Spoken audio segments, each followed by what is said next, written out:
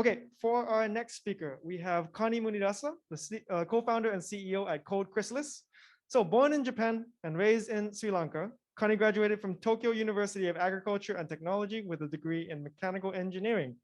He worked as an executive at companies like EMC, Greenplum, and Pivotal Labs before leaving to explore his passion for education. So he's come to Tokyo from San Francisco in 2017 to co-found the Tokyo coding bootcamp Code Chrysalis. And today he's going to tell us a little bit about some of his past fuck-ups and his mindset towards bouncing back. So let's welcome Kani to the stage.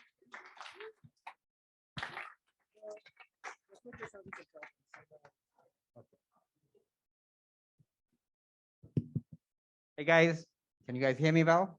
Yeah, all right, cool.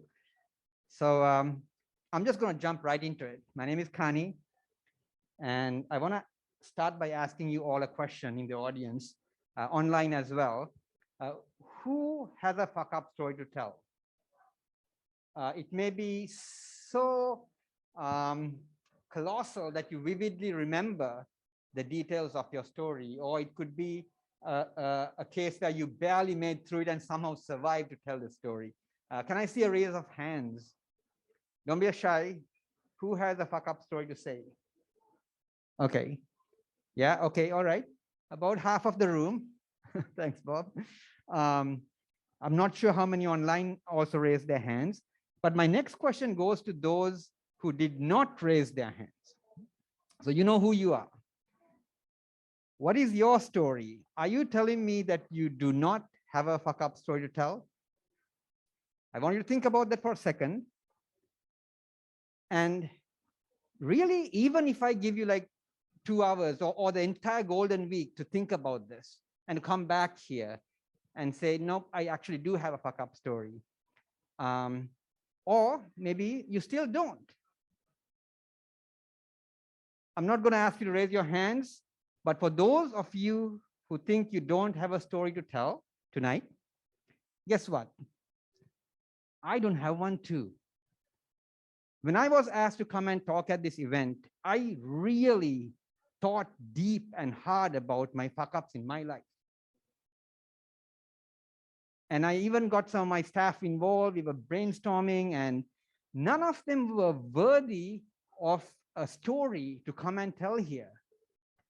There's no drama, there's no trauma. There wasn't anything that I thought was worthwhile for your ears. So that got me to think, am I superhuman, or are we superhuman? Do we have a superpower that others don't? Or are we invincible? If so, someone should clone us. Are we perfect? Am I just a perfect being? The reality, however, is so different from the truth. I am imperfect. How do I know this? If I ask my colleagues, my friends, especially my wife, they'll say, you fuck up all the time. Some of them are really big fuck ups too. Some small, but it happens all the time. So they do exist. They absolutely do exist. So why is it then can I not, when I try to remember what's worthy to be spoken out here loud, what can I share as a story that we can all learn from? Why do I struggle bringing that story out? So thanks to this opportunity, I got a chance to really think hard. And guess what? I found the answer. Ready? Drum roll.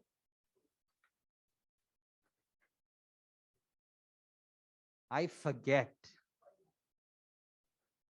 I conveniently forget.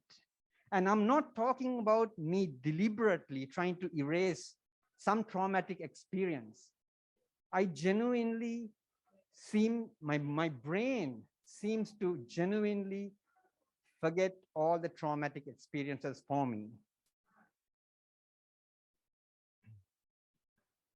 So I do have a superpower, and that is that I'm forgetful. By the way, this is a great book of poems written by Zahara. Check it out on Amazon if you're interested. But yeah, I forget.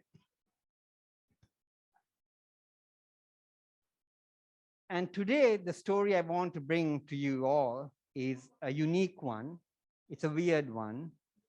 It's how actually forgetting my fuck-ups has helped me catapult my, or build traction on my life and career goals. It's a story that's not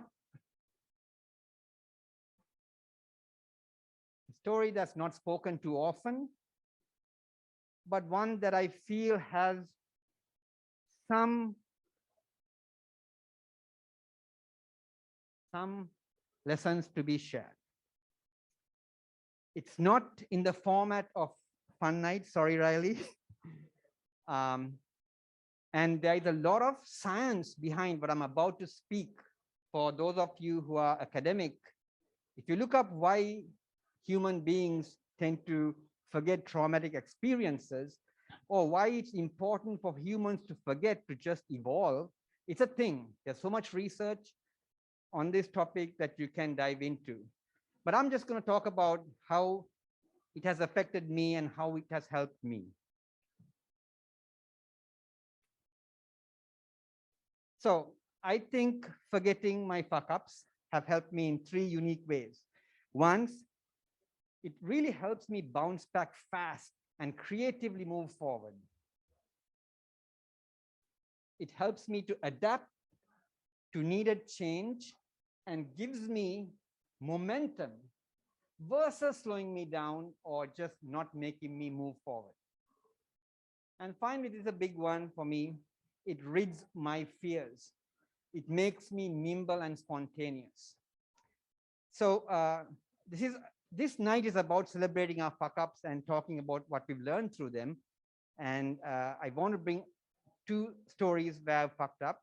I wrote them in the teaser story. One was when I got thrown out of Goldman Sachs in Manhattan for doing a presentation. The customer's expectation was not met. The customer clearly had an idea of what they wanted me to present.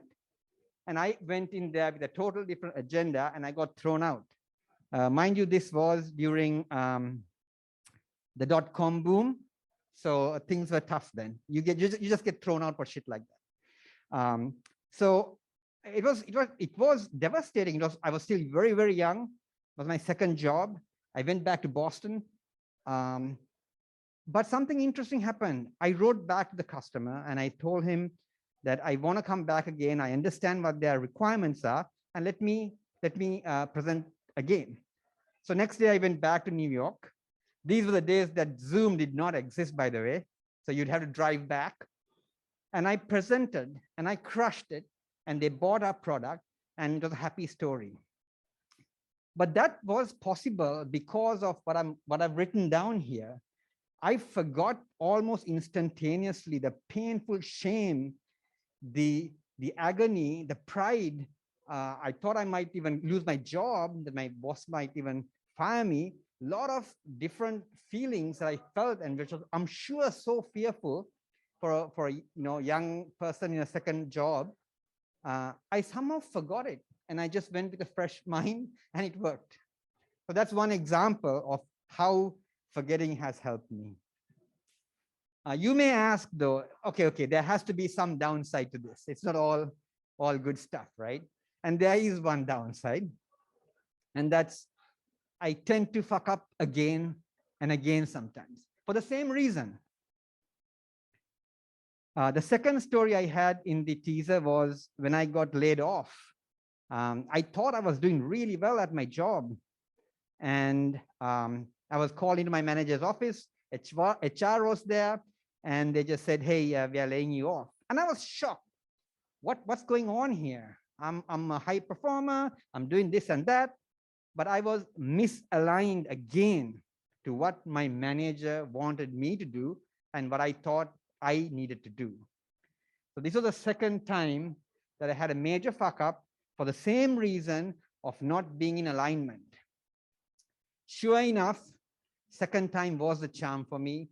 That lesson has stuck with me, and I now know to stay aligned.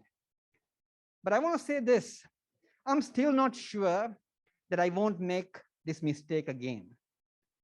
And honestly, that's okay.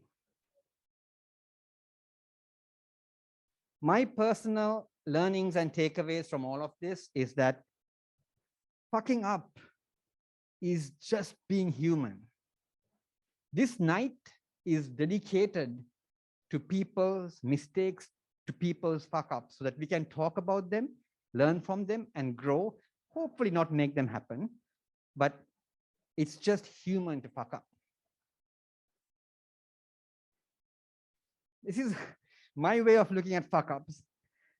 It's just an iteration for me. It's not a failure.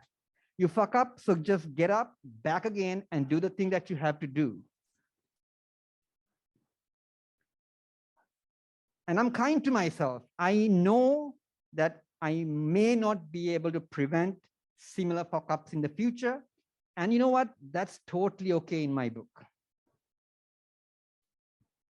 So in conclusion, what I want to it's a bit lengthy and worthy, but I did put some thought into this and got some help online. So let me read this out to you quickly. We tend to associate fuck-ups with bad outcomes, whether physical, emotional, or economic.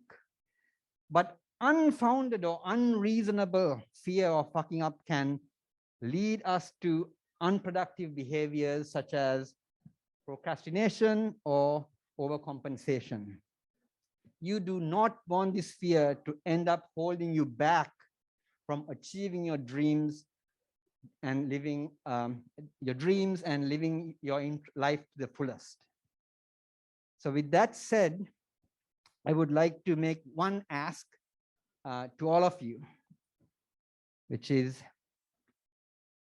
fear not to fuck up. It's okay. If you haven't fucked up already, guess what? It's gonna happen, right? And when it happens, and I'm saying not if, when it happens, just forget about it. Thank you.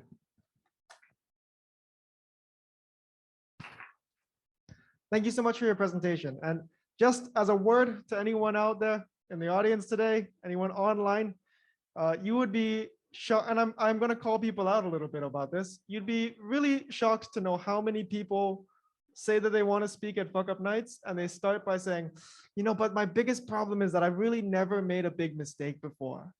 And first of all, why are you applying to speak at Fuck Up Nights then? But then second of all, when Kani first started telling his story, I started to have traumatic flashbacks of those moments, but it was a very unique, like you said, it doesn't follow the normal way that we do these. It was a very unique experience because then you immediately started talking about these like terrible, terrible mistakes you've made. So it was a very unique presentation. And yeah, what I wanted to ask you was, I think there's usually two mindsets towards this, which is one is like, whatever my weak point is, I should find a way to fix it. And the other mindset is kind of like, however I am naturally, I'm just going to go with it. Like, what do you think about that? And like, what do you think about trying to fix those mistakes? Because another thing that people don't often say is like, yeah, I fucked up and then I did it again and then maybe again. Like, that's pretty rare. So I wanted to get your opinion on that. In the society we live today as entrepreneurs and startup people, and just in general, failures are looked at in such a negative way. And we will hear fail fast and iterate,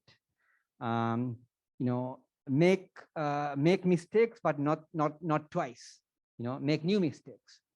And honestly, I'm not sure how much that applies to every one of us. I think we all have a different threshold.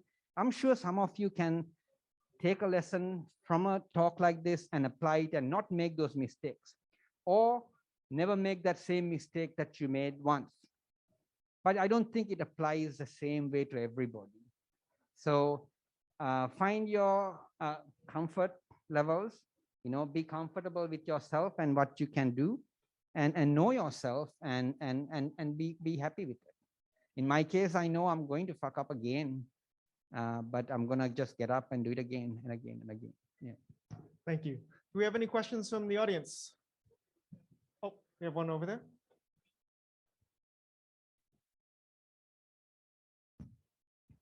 Hi.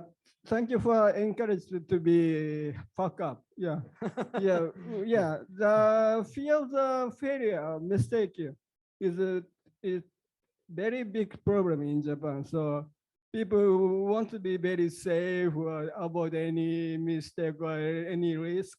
So yeah, most of Japanese people should listen to your advice. But I wonder actually your way is the best way because many people say the best about the failure is to learn lesson. So not to make same mistake. So I think the maybe best is how the distance with our failure.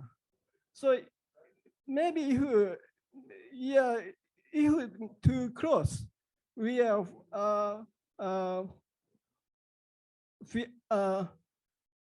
we are like we have suffer from the trauma, but if we totally forget, we make same mistake. So maybe if we because usually it's easier to advise other people's mistake. So if we could more like my mistake, like some of the friends' mistake. So then maybe it's maybe better approach to failure. Yeah. That's my thought. Yeah. Yeah, I'm definitely not prescribing this as a prescription to everybody. This is my story and how I've dealt with my failures. And as I mentioned, it's not even deliberate. When I look back at my life, I can only see events that have been pivotal towards my furthering my whether career or life goals. And some of these events are very negative events. They were fuck ups, but I don't remember them as fuck ups anymore. That's what I'm trying to say. For me, I try to use that as a catapult, if you will, as a way to build more momentum towards what I'm doing. But with time, I'm not sure how much time, but I completely forget the negative things that happened along with that event. Some traumatic, some very sad, but I don't relive those experiences. And also, yes, if you can learn from people's mistakes, by all means, don't have to put yourself in the same shoes when you have that advice.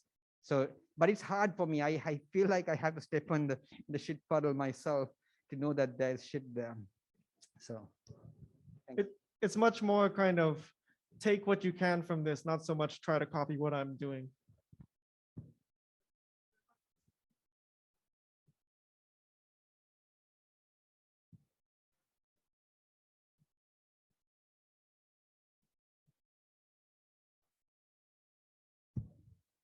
Hi, thank you very much for your story. Yeah, it's very interesting what you're mentioning, how you just forget it.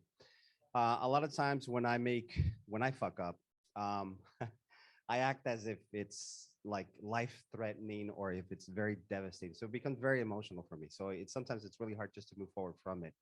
For you, when you have that moment of realization when it's a huge fuck up, like it's huge, what is the emotional and mental process that you go through in order for you to move forward?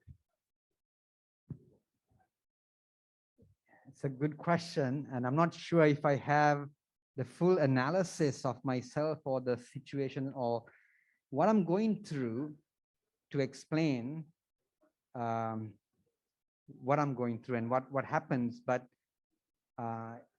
according to my wife, like if we go to the same fuck up together, and she also experienced the same thing, maybe the car accident, the reason of my bad decision or whatever, the trauma for her lasts way longer than it does for me. I'm immediately going into a mindset of like, how do I make everybody safe? How do I just see what's going? I mean, I go into a mode, and I don't panic about problems like this either. So I'm not saying it's necessarily a gift either. It could be a real curse.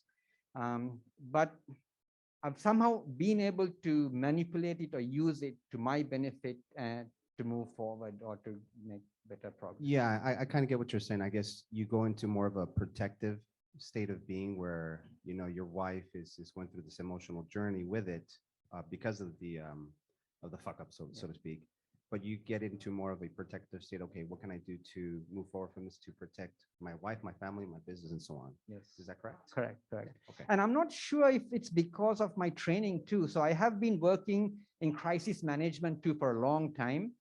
And I'm used to not putting out actual fires, but a data center going down.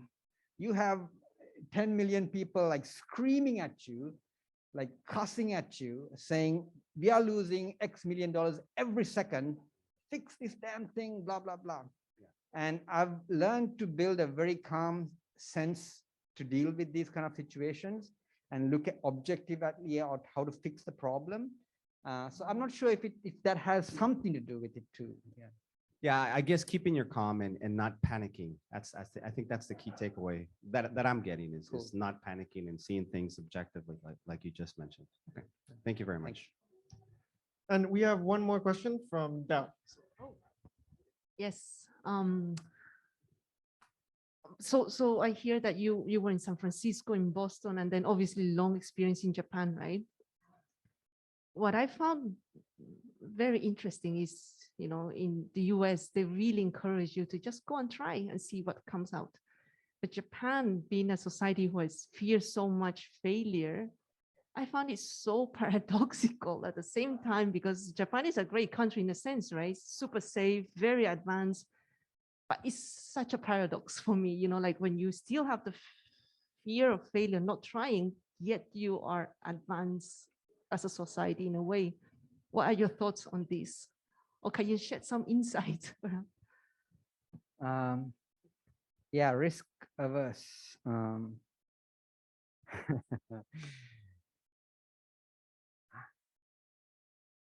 I don't know if I have an academic approach or answer to this, but from my experience of, I'm in Japan now for 5 years running Code Chrysalis. And in a past life, in the 90s, I was here for 8 years, 4 years of university and 4 years of working in Japan. And yeah, in the work environment, risks are not taken because they're not rewarded. Even if you take a risk and you have a huge upside, a monetary upside in the business, you're not rewarded for it unless you're in maybe sales. So why should you take a risk, right? This kind of corporate environment is unfortunate for innovation and moving things forward.